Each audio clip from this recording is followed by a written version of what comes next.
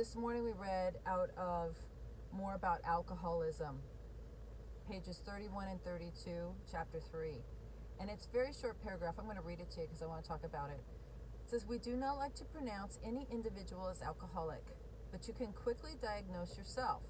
Step over to the nearest bar room and try some controlled drinking. Try to drink and stop abruptly. Try it more than once. It will not take long for you to decide if you are honest with yourself about it.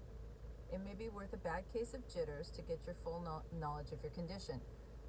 Well, for one thing, I don't think I would ever suggest that. I think they put it in the book to kind of give you an idea that it's an option. If you don't think you're an alcoholic, keep drinking, right? However, what they don't put in there is you might not make it back. I never suggest to someone that they try it again.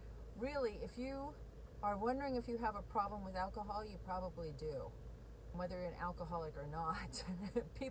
Normal people don't sit around and wonder about if they're drinking too much. They don't. And they don't try to moderate, and they don't try to make deals with themselves like I did. So, but what really gets me about this reading, I want to get further into this, is it says, we do not want to pronounce anyone as an alcoholic. What is an alcoholic? What does it truly mean to be alcoholic? Right? I didn't quite know that. And if you read the book, you will see telltale signs of what they're talking about here. I was sober for long term for 14 years and I relapsed, right? And I'm going to tell this story really quick. I've told it before, but just in case you haven't heard it. I finally made it back. It was a horrific relapse. I can't believe I made it through it, and I finally made it back.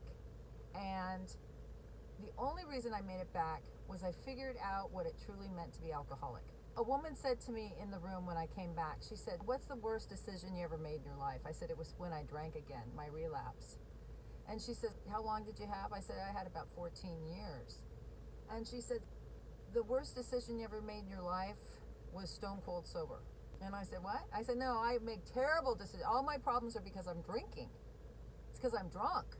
She goes, "But you weren't drunk when you made that worst decision of your life. You were stone cold sober." And I thought, oh my God, she's right. Right? My thinking before that drink was the problem.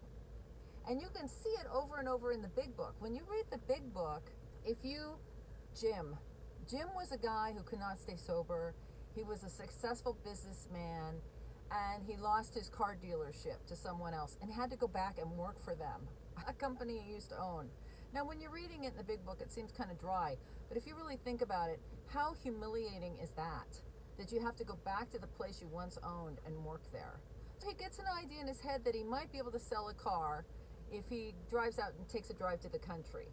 This is his idea, right? So he drives. He's probably resentful already about the car dealership working for someone that he once owned, right? So he takes a drive out there and he decides, again, he has a thought, I'm going to stop and get a sandwich before I sell all these cars, right? It's a good idea.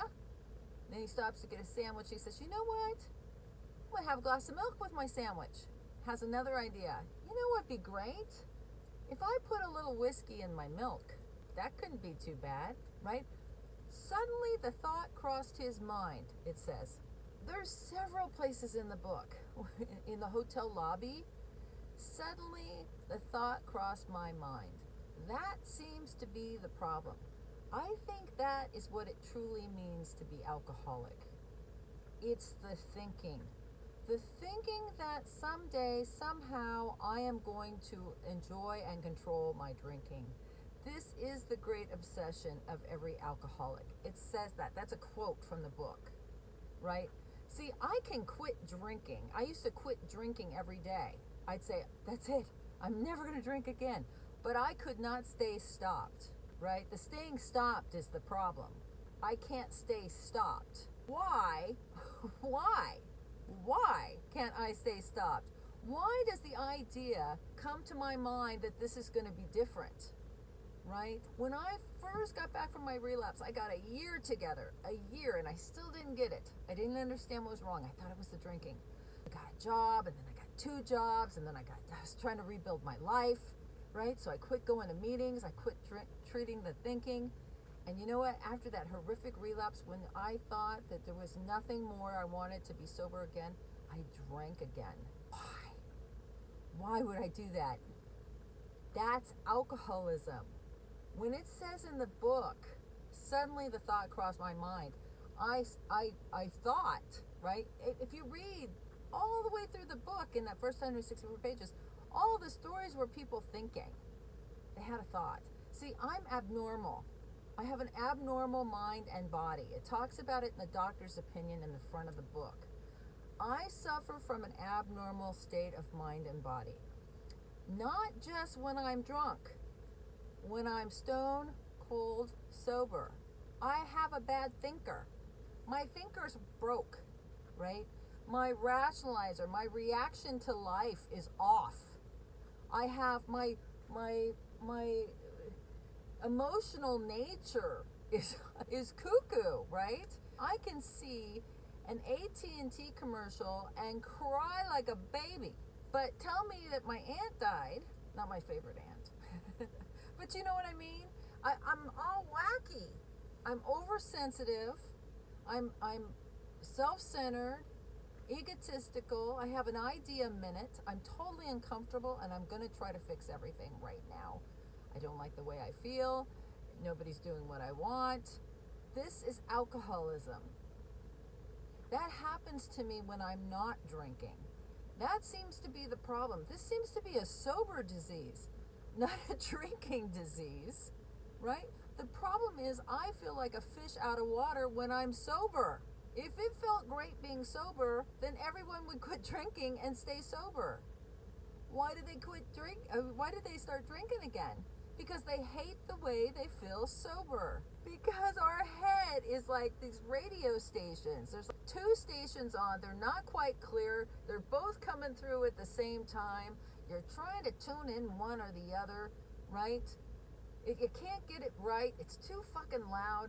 It's just this constant thing. It's alcoholism. I got an idea. As soon as you see someone new get sober, the first thing they say is, you know what?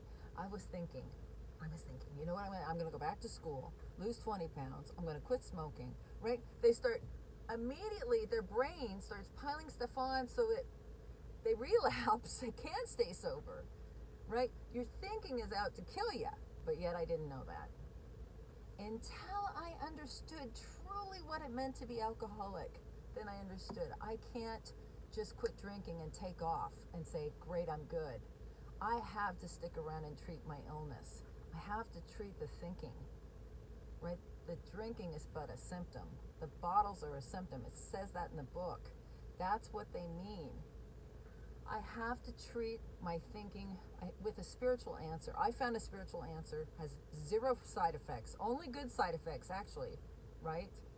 There's a lot of other ways I could treat it. I could gamble, food, sex, work. There's a million ways to treat it, rage. But I've decided to treat mine with a spiritual answer. I found it outlined in the first 164 pages of the big book of Alcoholics Anonymous, and it has not failed me yet. And I've got long-term sobriety again. I understand what's going on. I don't freak out when I make terrible decisions sober.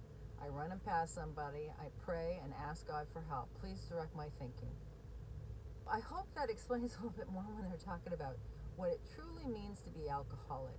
You might investigate this more.